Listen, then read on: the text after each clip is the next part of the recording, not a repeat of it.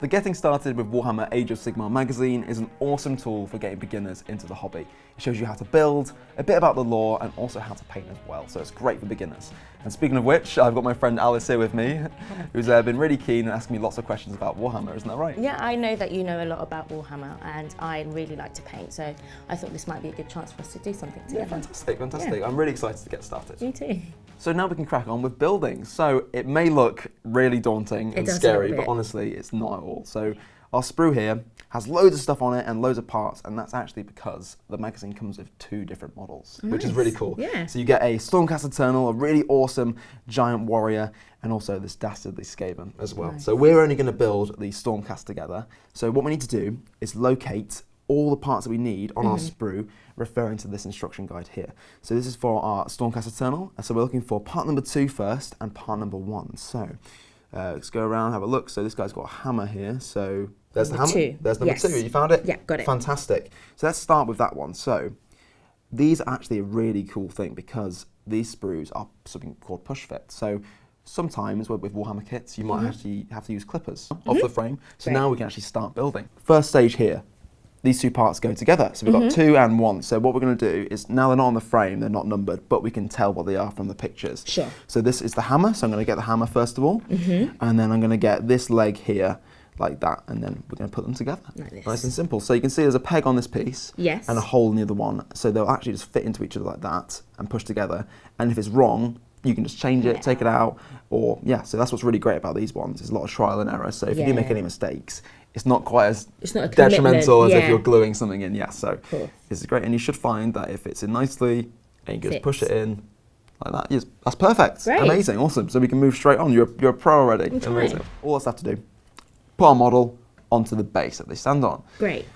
We obviously don't want to push too hard because we don't want to break it, but they are very robust actually, especially these starter ones. Yeah. They're nice and robust. And again, we don't need to worry too much about it being super snug in there right now. We can always go back and do more. But that one mine's done, so. So mine. Fantastic, amazing. So we've finished building. Amazing. Awesome. I really enjoyed that process. It was really nice to see a flat thing become a full figure and being able to see all the details around it. So I'm really excited to just have a bit of paint on it now. Awesome, so now it's time to get some painting done, which is one of my favourite parts about all of Warhammer. Yeah, awesome, fantastic. So the first thing we need to do is something called an undercoat. So this is where we put paint over the entire model, which acts as the foundation for all our other paint to then stick to. Beautiful. And there's a few ways of doing this. So you can paint it straight from the pot using paint. So you could do it from using this Retributor Armour, paint it over the top, or you can use a spray can and spray it in one go, and it's done basically.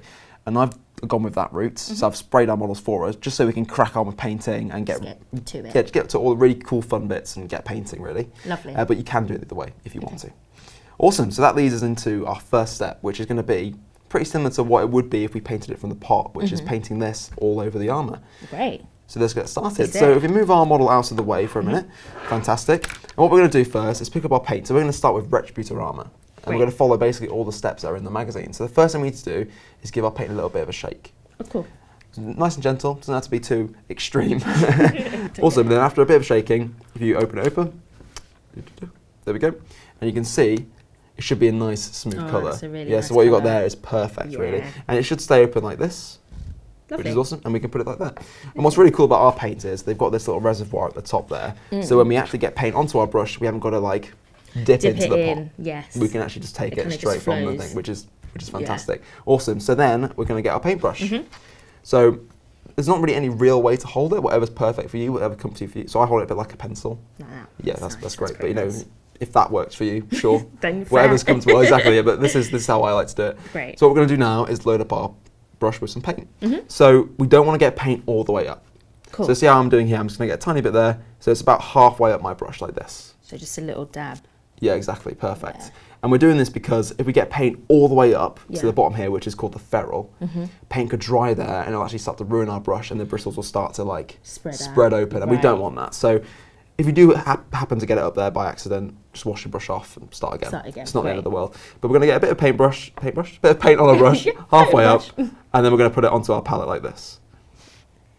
And what we're doing this for is because we don't want to go straight onto the model because we want to get a bit more control of our paint, really. Sure. And to help get even more control of our paint, we're going to add a little bit of water to it as well. Don't need too much, just a little bit. Just a little drop. So yeah, Yeah, that's perfect. Drop on the end, and then we're going to just mix it together like this. And you'll see it makes the paint a little bit smoother, which is just a bit easier to control, basically. Nice. And you can just use a piece of paper. That's actually quite handy. Yeah, exactly. Yeah, so we've got this nice big palette pad, but you can use basically whatever you want. You know, Nice. like an old lid for something, or paper. Anything Something works. to just spread it out. Exactly. Lovely. But once we're ready, paint all the way halfway up the brush. We're gonna start. So you don't want too much on your brush. What you've got there is very nice. Is that okay? Great. And we're going to get our model and start painting onto it. So we want to cover the whole model with this gold. This means that if we make a mistake later and we want to tidy it up, we can go back with that gold and it won't look any different to this one. Perfect. So pick a point in the model to start. Anywhere is fine. And we're just going to start painting it on. Might do the base. And it's important to remember here not to go over the same bit over and over. So I'm going to do all the chest first, and then I'm going to move on to the arm, and just kind of make a little tally in my head of all the bits I've covered. Sure, just move around. Exactly, exactly. And we can be really messy here as well. There's no need to be really neat because we haven't got any of the colours on our model yet. So if we do accidentally get it onto the wrong part, no one's going to notice when we paint over it later on. Yeah, exactly. Yeah, so we're obviously just following the one in the magazine, but you could use a different colour if you wanted to.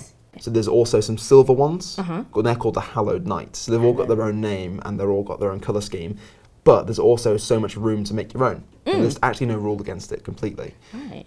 Does this look all right? Is this okay? Yeah, what you're doing there is great. Yeah, fantastic.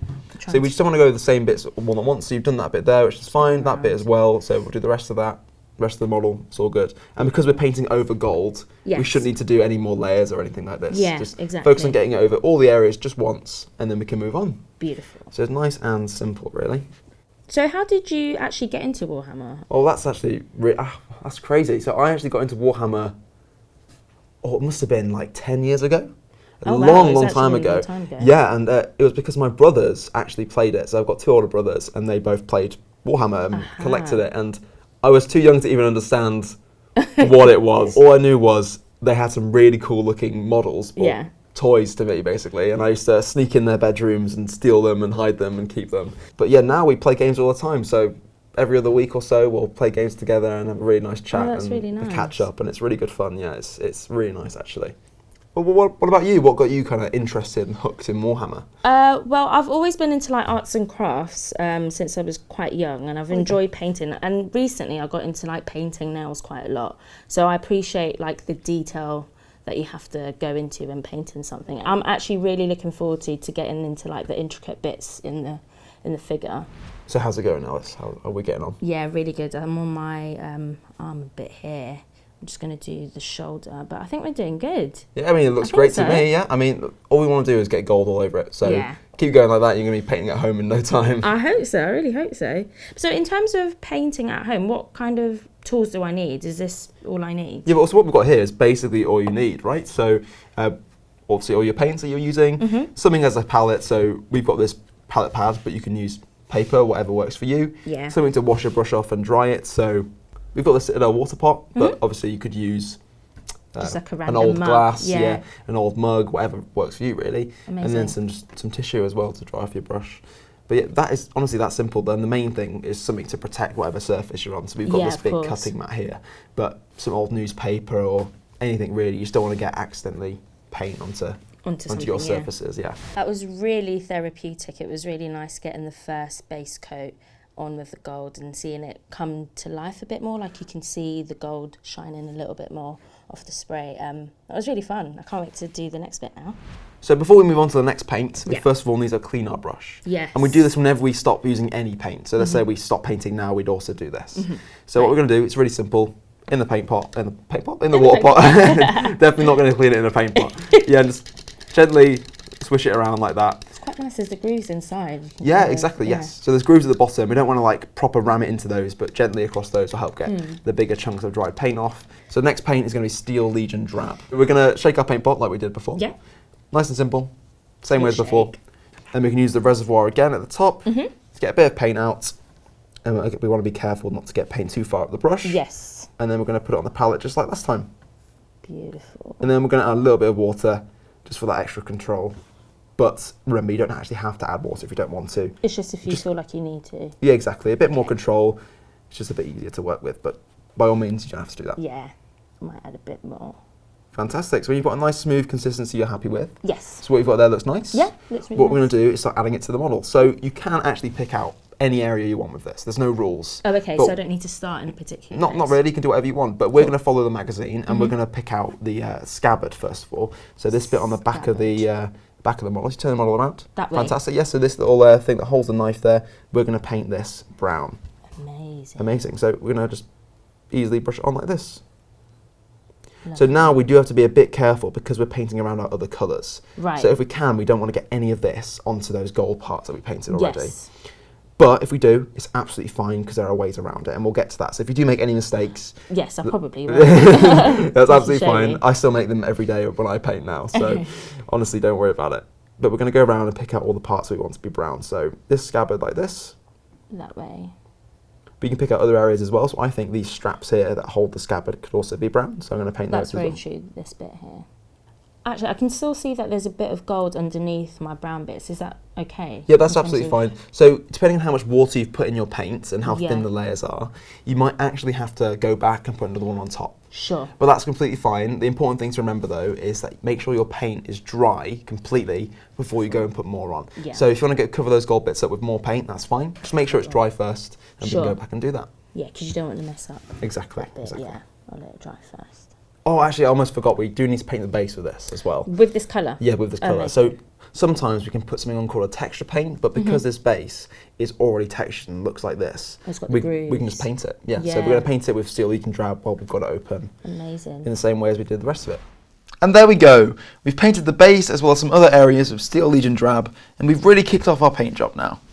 Yeah, so we're going to be using lead belcher to paint the hammer, any other areas that want to be silver as well, like the chainmail at the front here and on the back. But if there's more or less areas that you want to pick out, that's absolutely fine. I can choose. You can choose, yeah. But we want to really only be focusing on, so for me anyway, I'm only going to focus on like this point onwards for the hammer and avoid this little detail in the middle. I want to paint that something else later on. So then when you're ready, you can just start. So I'm going to start on the hammer here like this. I'm going to start down here at the bottom. And I'm keeping the paint nice and thin, so I can control how much paint I've got on my brush. Yeah. So the whole process of blocking in all the colours on a model like this is called base coating.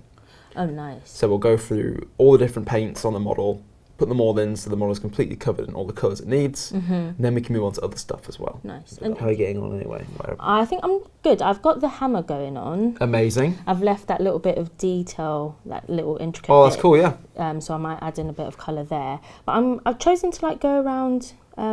Oh, that's cool. Here. That's awesome. No, it feels like it would be nice to like accent it. Yeah, no, loads of people do that with all the different colour schemes, so that's actually really cool, yeah.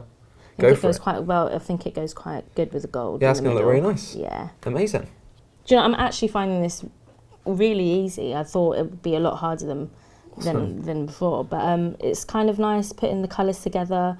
I don't feel like a lot of pressure about like getting it onto a bit that I didn't intend to, because I know I can just correct it. So I'm actually really excited to see the end product. Oh, that's really cool. I'm glad you're excited. And I'm really excited about it being unique. I feel like it's going to be quite different to yours. Oh, yeah, definitely. You mean that thing you're doing on the shield there is already different to mine. You're already going... Just add in a bit. Well, exactly. Yeah. You've only just started on like step 3 and you're already taking things into your own hands. Taking charge. Spicing up a little bit. Taking charge.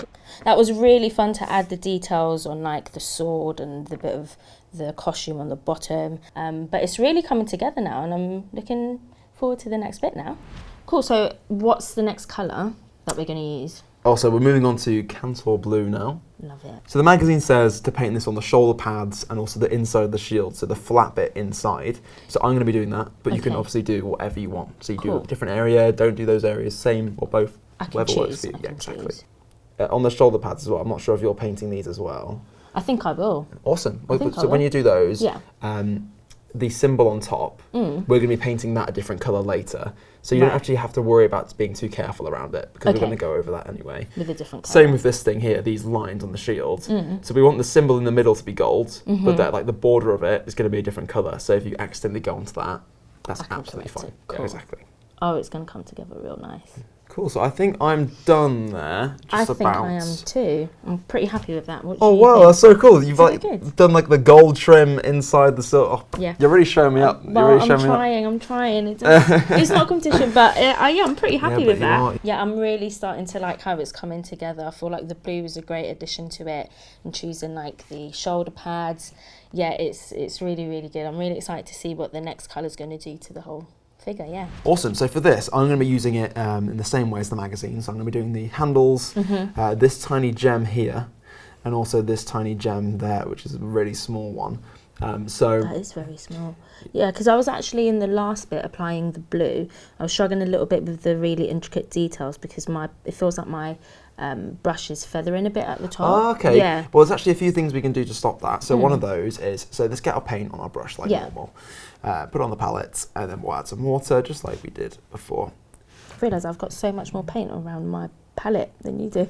Oh no, honestly, sometimes I make some really weird patterns without realising. Yeah, like an abstract painting. Yeah, cool. So once we've got it on our palette like this, pull it, drag it along towards yourself, but also as we're doing that, to roll your brush like this. Because then it'll bring those bristles to a nice fine tip. And sometimes it works really well, sometimes you might have to do it again, and then you can even draw like quick little lines and see what it's looking like, basically. To test it out. Yeah, that actually helps quite a lot, actually. Another trick to be a bit careful, you're painting a really delicate area. If you use your brush strokes and paint towards yourself rather than away, you find that you can just control it a little bit more than you might normally be able to. Yeah, that's actually quite nice, putting hand over there Yeah, so you can as rest your hand on the thing and then... Nice. Yeah, whatever works for you, though. Cool. So I'm going to start and just paint onto the handle here. I'm trying to figure out what I should do. So when you're doing like really small details, so like these gems, or if you were doing like eyes or something, right, you don't actually need to do like traditional brush strokes. It might actually be easier just to kind of dot in. So if you were like, literally just like this, little tiny dots or whatever, dab it in rather than actually proper stroke it in like a normal brush. Yeah, I might do that with this sword. Might be a little bit easier. But obviously, again, it might not work for you.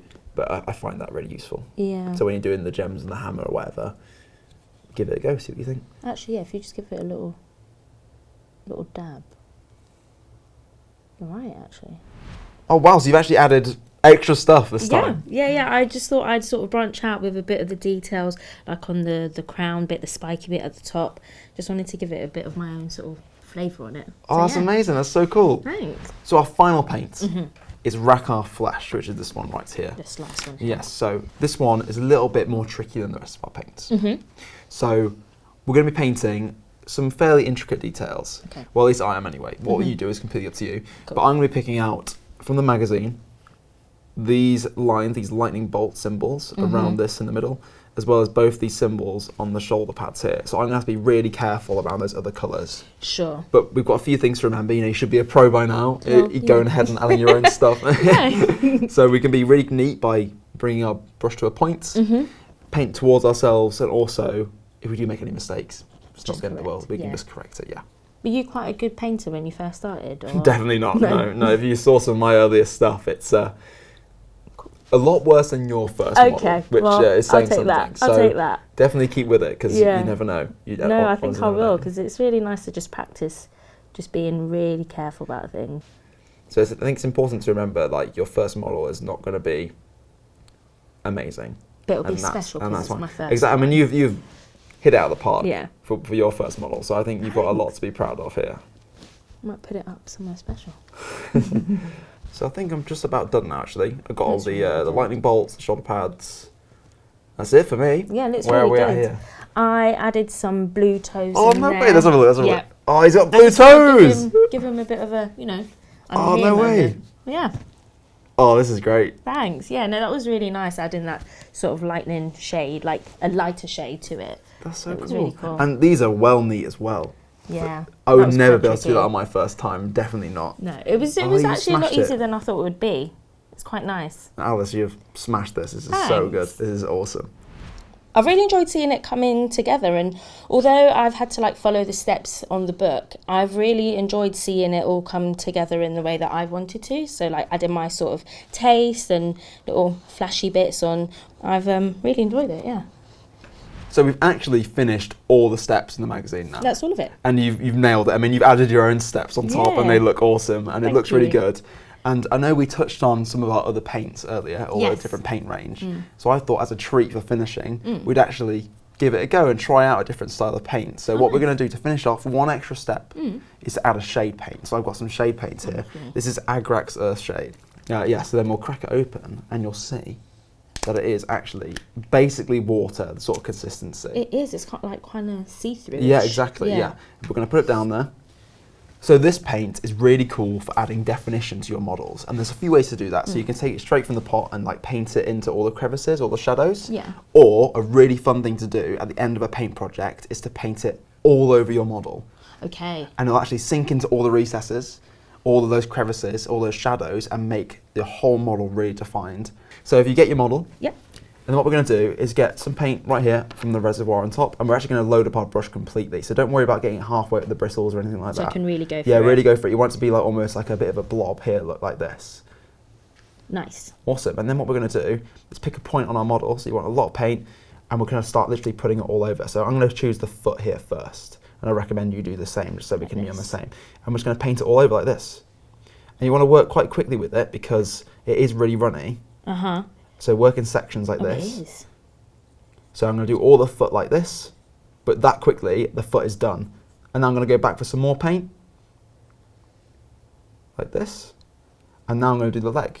So what you've got there is great, but as you can see at the bottom there, the foot, Yes. there's like a massive blob. Yes. So what you can Just do went a bit too is much. keep painting it around until there's not much paint left on your brush. Uh-huh. And then put your paintbrush back into that spot where there's loads of it, and it'll actually just soak it up and move it around. Yeah, so like that. we want it to only go in those crevices, so not pull like this on the flat bits.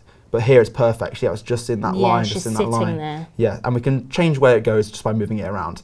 So it's very runny, and we're going to be able to get away with it just by moving it around. So just keep your eyes peeled. Yes.